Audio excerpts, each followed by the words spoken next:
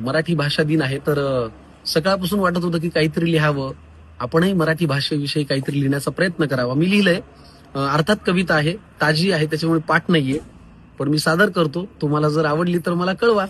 Okay. मी असं लिहिलंय की कुणी जर विचारलं की काय रे बाबा तुझी भाषा कोणती, तर अगदी सोप्या शब्दात सांगायचं, जिच्या अक्षरात आपलेपण आहे, स्वरांमध्ये सच्चेपण आहे, व्यंजनात थोडा वात्रटपणा आहे आणि बोलणाऱ्यात मराठी बाण आहे, ती मराठी. जी काही कोसांवर बदलते, वळवाल तशी वळते, जगभरात आढळते, तिचा अपमान केला की पोळते, ती मराठी.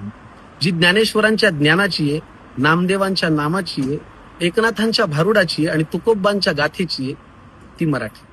जी तुळजाभवानी समोर आन घेते, विठ्ठलाच्या जवळ नेते, खंडेरायाचा येळकोट करते आणि महालक्ष्मीची ओटी भरते, ती मराठी. जी पुलंच्या विनोदात आहे, जीएनच्या वर्णनात आहे, आत्रेंच्या टीकेत आहे आणि शाहिरांच्या हाकेत आहे, ती मराठी. जी मराठवाड्यात ग्वाड आहे, जी मराठवाड्यात ग्वाड आहे, पश्चिम महाराष्ट्रात थोडी द्वाड आहे, विदर्भात भैताड आहे आणि कोकणात ताडमाड आहे, ती मराठी.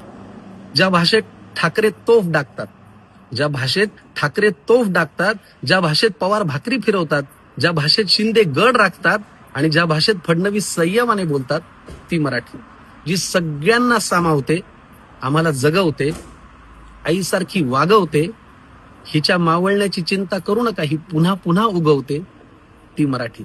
मराठी भाषा दिनाच्या खूप शुभेच्छा. जय महाराष्ट्र.